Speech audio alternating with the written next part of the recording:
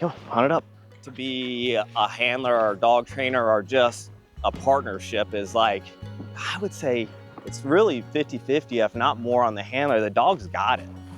My knowledge needs to build up more. That she's ready to go. I mean, she's got all the genes, everything. And it's just really funny on, she's got it all. She wants it, she's got the drive, and it's just working together and like, hey dummy, you're somewhat of the issue too on it, is the kind of the funny part of it that I think about.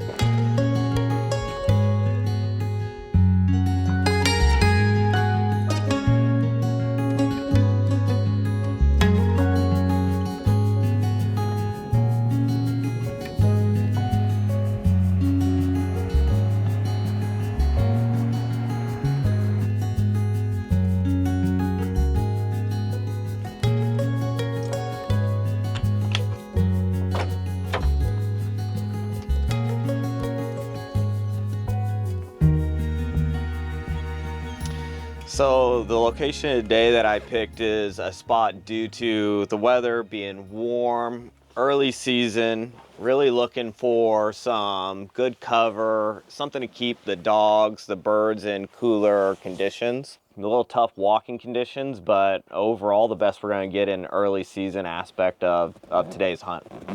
So a collar setup today that I use is, I use pretty much my training collar, Drahthaar. What I really like about it is in cover like this, I'm not gonna be able to see the dog as much as I'd like to in late season. So I really want a chance to hear, be able to track that motion and work as a team better with it. So when she goes on a point, if it's somewhere in deep cover I can't see, I can move into where I wanna take the shot. This really helps out with being silent while she's moving. Gets on a point, starts letting me know. I hear a few beeps. I give her my command if I need to. So today my favorite early or just all around season for bird hunting, I have Browning over under sporting.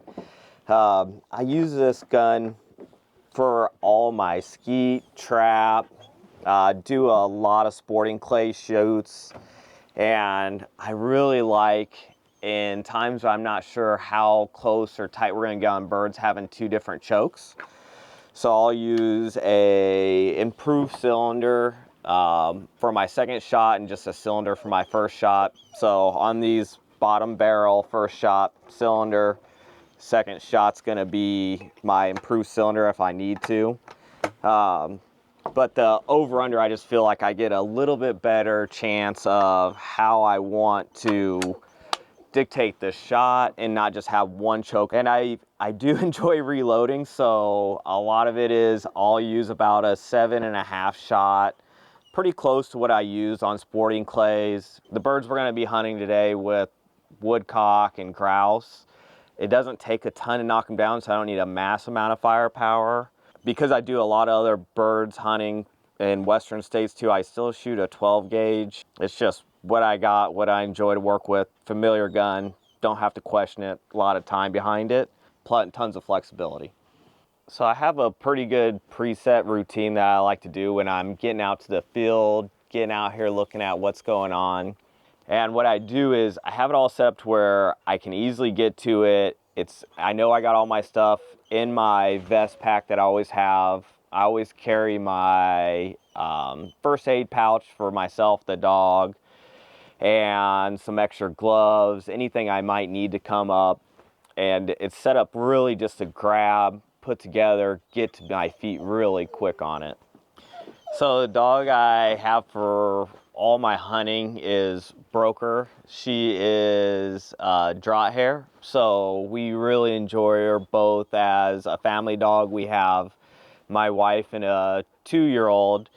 She does great personality-wise with our family, being around the house, and phenomenal companion out here in the woods. We've had her for about 6 years now, but our relationship that we started was kind of complex a little bit. I spent a little time in the military and was gone at the earlier stages.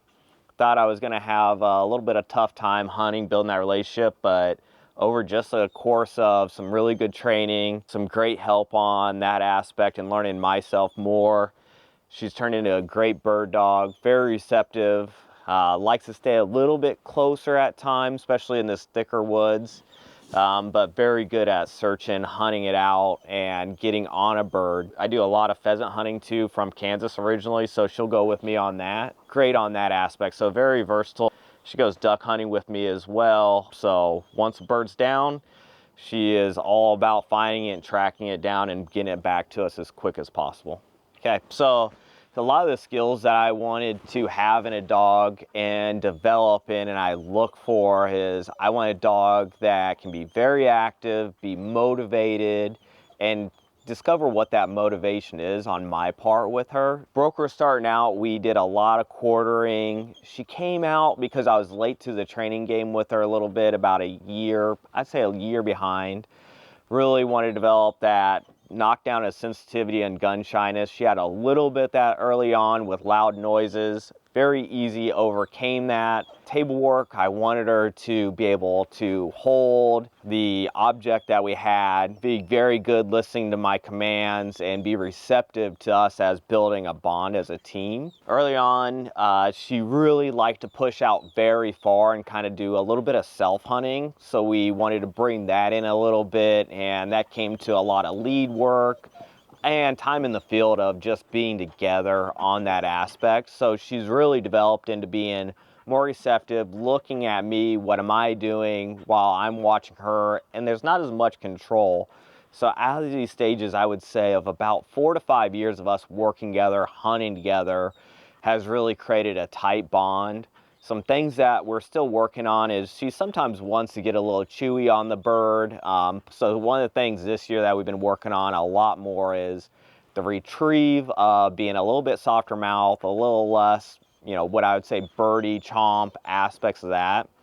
But she's really good. I'm not a person that needs it to have the bird put right in the hand. So I always have high expectations and hopes for every hunt. I'm very optimistic when I come out, look at the field, especially in weather overcast like this.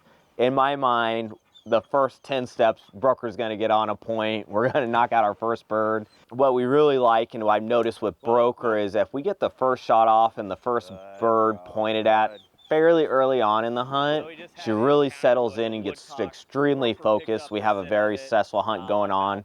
Regardless if we're going to be able to get a shot, knock down a bird, put it in the bag. It's always a hope, but you know, in this early season, I'm always just looking for Broker getting more and more time on scents, on birds, successful points, good flushes. And if we get a bird in the bag, then it's just a great bonus. All right, you ready? Okay, all right. Easy place. Catch place. Thank you. Easy. All right, come here. Easy. Hey, relax.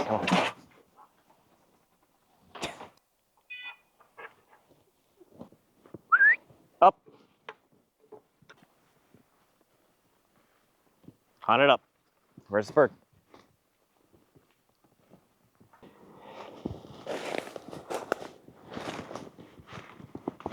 So this section of cover that we're currently in is got some really good stem density of it, but as we look through the ground and we sit there and go, what do the birds want? Where are they gonna eat? Why would they hold there? There's just not much on the ground besides dead leaves, nothing to really hold them eat. And so we got, you know, an area that we'd consider a transitional area where they're just gonna blow through. If Broker was able to even get on one, we're probably going to be running for quite a while, or that bird's going to take off and spot us pretty quickly.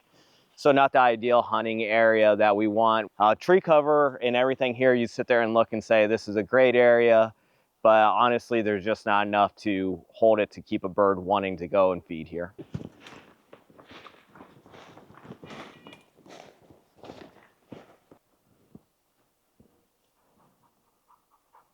Good. All right, let's hunt it up. Hey.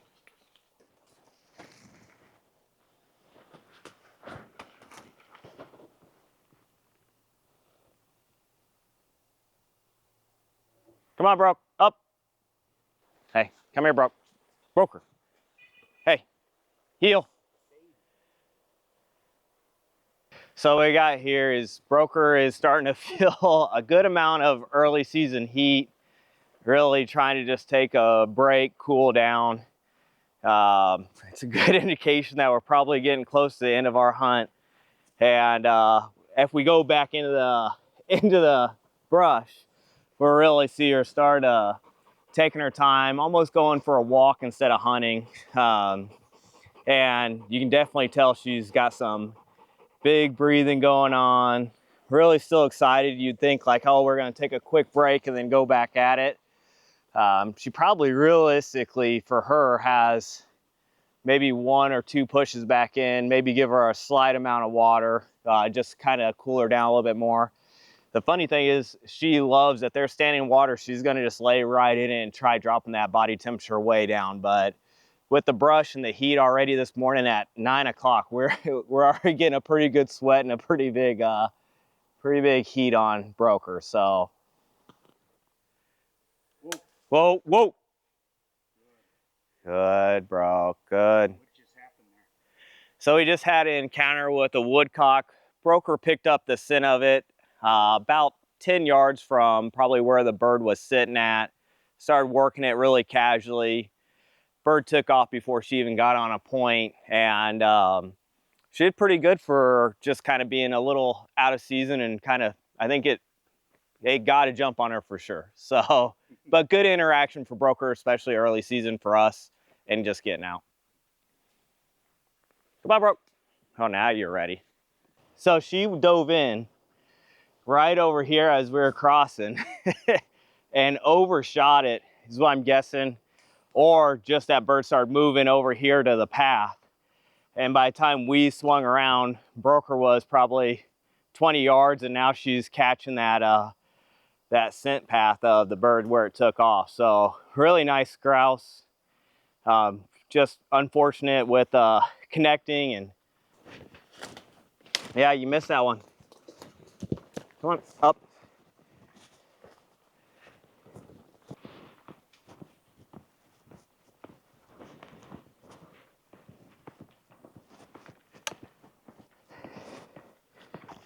Good job. Yeah. You want to lay down? No, in the sand. Okay.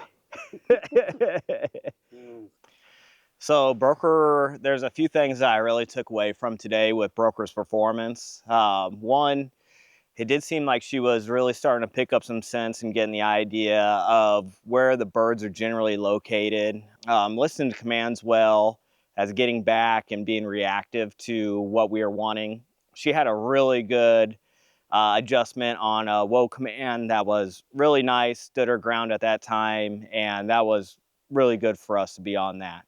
Yeah, so we had a few things that really kind of surprised me, that challenges and good things. One is a big surprise is there are a lot of birds out there, pretty tight in close, pretty skittish on us. And I would say probably the biggest surprise is once Broker got back into seeing and smelling about 3 or 4 birds, she really just picked it up and wanted to really hammer it hard. Just unfortunately with the heat, she just couldn't keep going, and wasn't at peak shape for hunting season. So this hunt has been pretty good, and what I would compare it to before training or working with Broker is Broker would just be a self-hunter, not a team player. And definitely before training, when she would get on a bird or pick up a scent, she would just charge in and barrel in. Now you're seeing a lot more close interaction, looking back, being a team player. And when she does get on a bird, she will pause, do a point, and if she does start moving, a simple correction command of whoa, and she'll stop right there again. So a big adjustment from when I think about before training and how she's been progressing. So big consideration and things that I tell friends, relatives, or anybody wanting to get getting into professional training is be patient, set good expectations, but be ready to be surprised at how much the dog knows and how good any dog is. And you just pulling it out and having that team moment. I would say, you know, a lot of it for us seems like Brokers always had that capability and we just needed to extract it, but also my knowledge of what I'm looking at, what I'm looking for, and how to be that handler. So more than just the dog, it gives you a big leap on your side. But I would say get ready to come in and have some great hunting experiences. When we first had Broker, I'll say this, I thought I was gotten a great dog that I could not control, and I should probably just look at another dog. And working with Scott, his team has just made a great improvement and continues to prove throughout all the years, even now 6 years into it. We have set some goals. I usually try being very optimistic, but setting realistic goals. For this year, our goals are, besides more time in the woods, getting Broker built back up for the longer season. Some of the biggest things that we're working on, working a little bit more in front. She will come back around sometimes or to the sides a little more than I want, and really trying to get her to always consistently stay at a pretty good degree in front of us. And the other goal that we're working on is just to be a little less toothy on the bird, to control that little bit softer mouth. So those are two big goals that we're really trying to hit on and get to this year. The amount of birds that we saw today, we probably had, I would say, anywhere from 8 to 10 grouse and I think 1 woodcock, but really good interaction with them, plenty of birds out. And being with Scott and having him kind of correct me and talk to me too has made great improvements of where we're looking at, why a spot's good or bad, and how he sees it versus how I see it. That definitely makes a big improvement, because a lot of times I won't see that many birds just because I'm not in the right functioning spots, spending too much time in down spots. Come on, you gonna sit? Good. Okay. All right. Broker, what do you have to say? Bro, what are you gonna say? Oh, good hunt. Good hunt. Happy to be out. Definitely. Peace out. Gotta Yeah. go. There's more to do. Despite dry, warm, and tough sending conditions, we were able to locate a few birds in the hour or so of hunting time we were able to squeeze in before Broker was done. The goal was to get out, test ourselves, our dogs, and our game plan against the challenging conditions. Although we did not harvest any birds today, the reward for the hard work was getting oh so close to the elusive king of the uplands. Sharing time with friends, family, and our bird dogs is always a reward. If you enjoyed this episode or have any questions, please let me know in the comments below. Do you wait for the cooler weather when the leaves drop? Or do you test your skills in the warm early season? As always, hunt hard, trust your dog, and go make some great memories.